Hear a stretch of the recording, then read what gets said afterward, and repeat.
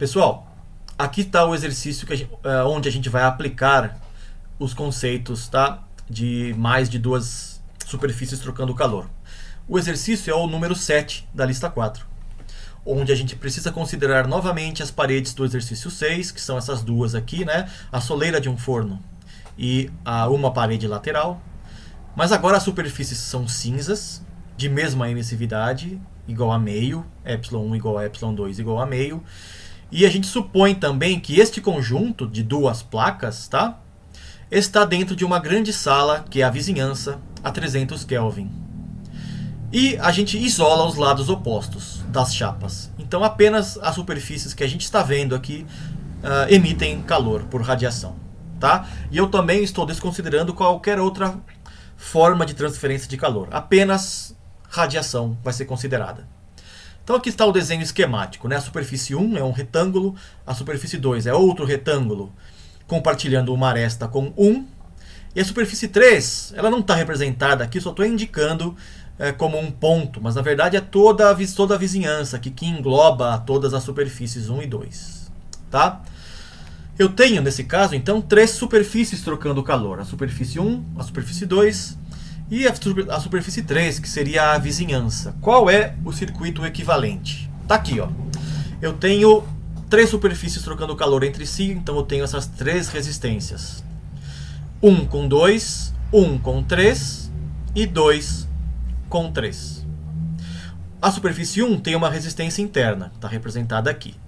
A superfície 2, a mesma coisa, tem a resistência interna. Bom, a superfície 3 não tem resistência interna, por quê? Porque a gente já viu deste exercício aqui, ó, que a gente pode desconsiderar, né, a superfície da vizinhança. Ela se comporta como um corpo negro, tá? Então, quando a gente fala em vizinhança, a gente pode sempre considerá-la como uma superfície de corpo negro. Portanto, a sua radiosidade é igual à sua potência de corpo negro. Então aqui não precisa colocar a resistência equivalente da vizinhança. Ela vai estar curto-circuitada, né? Ela vai estar entre dois potenciais iguais, né? O J3 é igual ao EB3. Então nem precisa colocar a resistência aqui. Ok? Então a vizinhança é tratada como um corpo negro pelos motivos de um dos vídeos anteriores.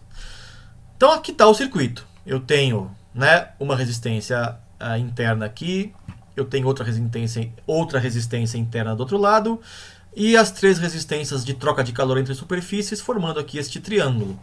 Esse circuito é fácil de ser resolvido no lápis e papel, né? Porque aqui eu tenho uma resistência em série com outra, e aqui eu tenho duas resistências em série, em paralelo com uma terceira, né? Então, em princípio, daria para resolver este problema usando de uma maneira fácil no lápis e papel. Mas a gente vai fazer a conta usando o simulador daqui a pouco. Antes disso, né, vamos determinar os valores numéricos de todas as resistências, tá? Bom, para isso eu preciso dos fatores de vista, né? O fator de vista F12 já está feito lá do exercício 6, é 0,162. Então essa aí já tem.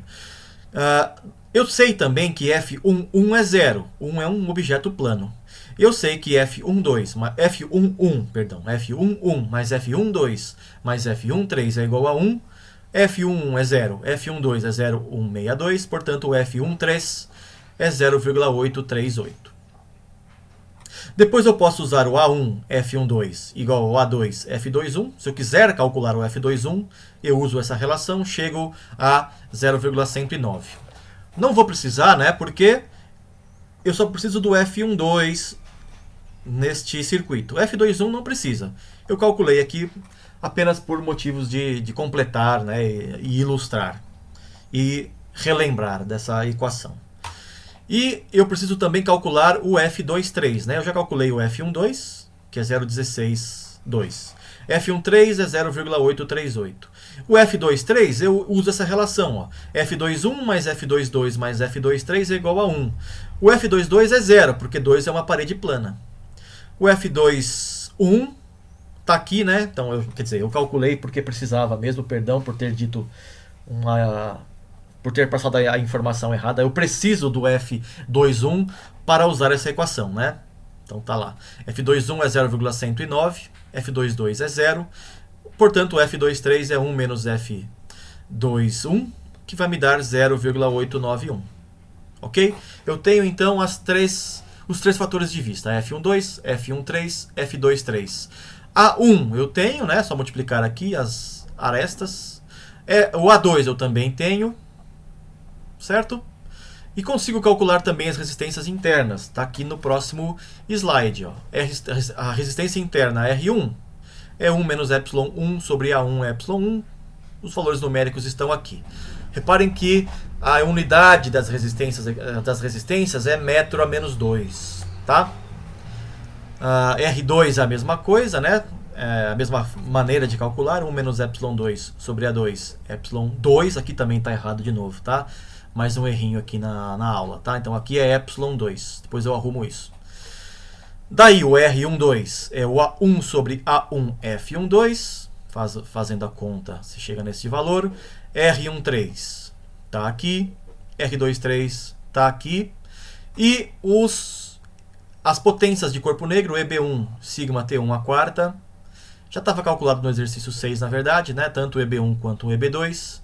Falta calcular o EB3, que está aqui, ok? EB1, EB2 e EB3, todas as resistências estão aqui. Eu posso, portanto, montar o circuito equivalente, ok? Eu vou fazer isso no próximo vídeo, ok? Até daqui a pouco, então.